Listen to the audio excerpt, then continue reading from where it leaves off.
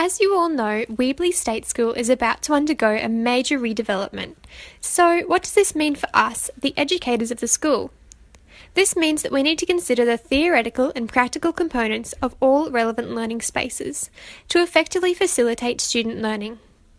Therefore, we are going to look at the 6 key learning spaces: the classroom in the school, beyond the classroom, the group, collaborative and cooperative, the E-space, the personal, and the liminal.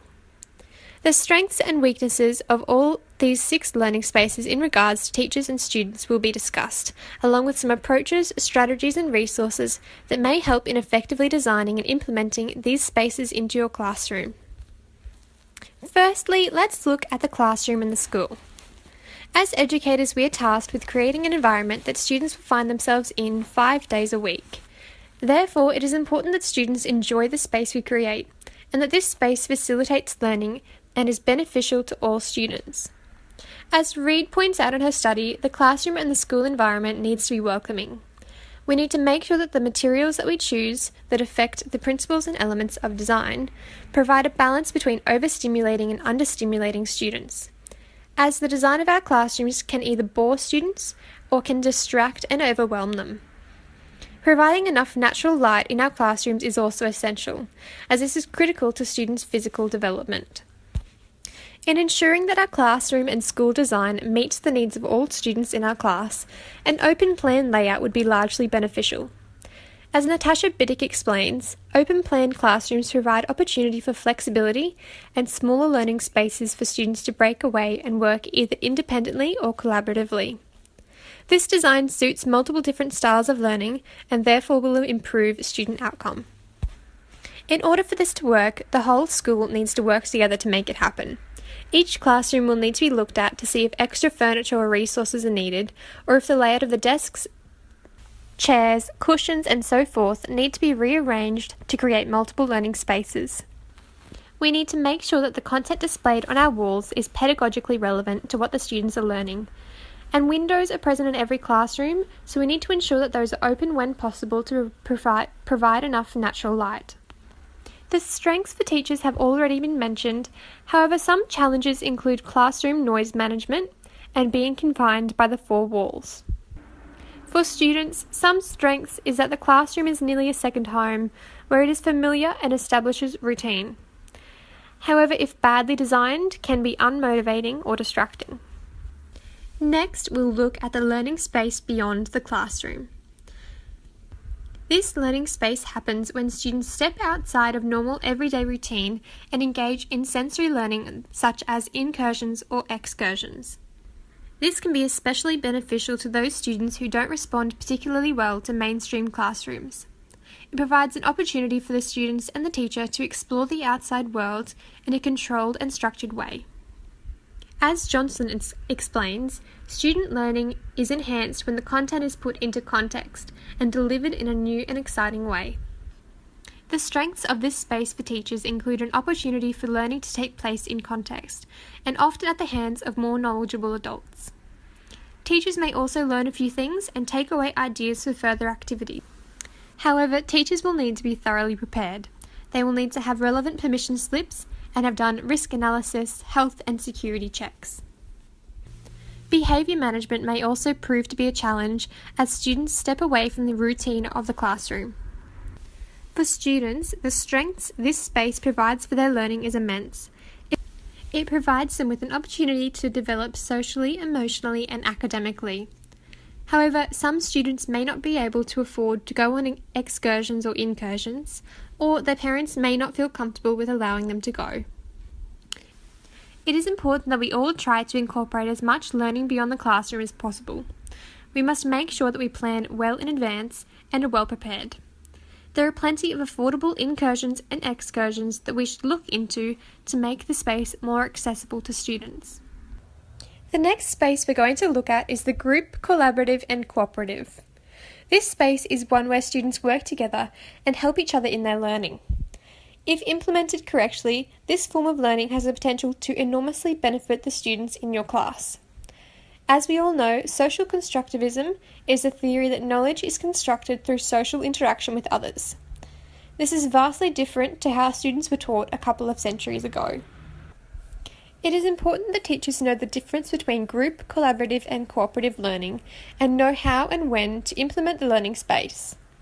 The classroom learning space with the open plan layout can set students up for group activities and inquiry projects more easily.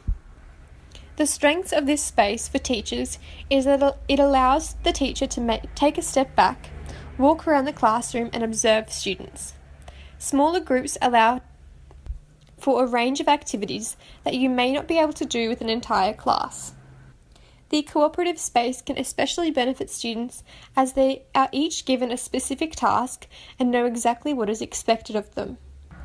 They are able to manage their own learning and feel a part of something. Students engaged in cooperative group tasks are not able to take a free ride, which is unlike unstructured group work, where some students may feel as though they are doing more work or all of the work compared to other students in the group. It is therefore important that teachers approach this learning space with clear structure so that all of the students in the group are participating and are involved with the learning, not just the more dominant students. It is also an idea to mix up the nature of the students in the groups, so instead of always grouping them in the same way, for example, low achievers with high achievers, you are grouping them with different kinds of students all the time, which enables them an opportunity to develop their social skills and learn not only how to interact better with other members of their class, but learn more about themselves and how to approach social situations in the future. The electronic space, or e-space, is a fairly new concept to many educators. However, as we prepare our students to live and thrive in the 21st century, we must make a conscious effort to use ICT to facilitate authentic student learning. This includes laptops, tablets, and interactive whiteboards. The strengths of this learning space are that teachers can use ICT to assist their teaching and create engaging, more relevant lessons. However, if teachers are not confident with using ICT, they may feel intimidated and therefore not use it correctly.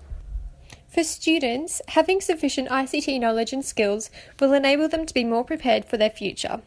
Students will also enjoy using things like laptops and tablets, as they most likely already are technologically literate. However, supervision is often required as students may find themselves off task. Teachers need to design their classrooms with ICT in mind so that the use of ICT enhances student learning, rather than disrupting teaching and learning. Workshops for teachers and students are also recommended so that the tools used in your classroom are approached without fear. The personal learning space is going to be different for every person, as every person prefers to learn a particular way and has a range of differing interests and needs. The theoretical advantages of this learning space are evident, as self-directed learning is more in tune with our natural processes of psychological development. Thus, those with self-directed learning tend to be more motivated and learn content more purposefully. Teachers can foster the personal learning space through knowing each of the students in his or her class and knowing how they best learn. The challenge for teachers is that we can't always teach every student differently. For students, they would be more motivated for their learning when they are deciding how their learning takes place and take more initiative for their own learning. However, some students may be more inclined to slack off and muck around with other classmates. A successful classroom learning space, such as an open plan layout, will provide students with an opportunity to learn how they desire. As teachers, the best way we can foster students' own personal learning space is through providing opportunity for students to take initiative with their own learning, through helping them establish their own learning goals, and providing ample materials and resources to foster authentic learning. Students also need to be equipped with a range of strategies for their own learning and have opportunity to reflect and evaluate how they went in achieving their learning outcomes. The final learning space, the liminal, refers to the period of time between what was and the next. It is a place of transition, waiting, and not knowing. When considering this space for our redevelopment, it is important to remember that this space is not a physical space. However, it is an important and certain aspect of life. For teachers, one of the most rewarding parts of our job is seeing students transition through the liminal space. Real learning takes place in the unknown. Thus, seeing students in the liminal space is an opportunity for teaching to take place. However, since this space is not physical, it may be hard to tell when the students are in this phase of their learning. As mentioned, this space is where real learning takes place. The unknown is a place for students to take risks and step outside their comfort zones. Students, however, may not know how to cope with the unknown or know how to adapt and to change and possibility. All 6 learning spaces are equally important and need to be considered. I hope this video has given you some theoretical and practical ideas to consider in the redevelopment of our school.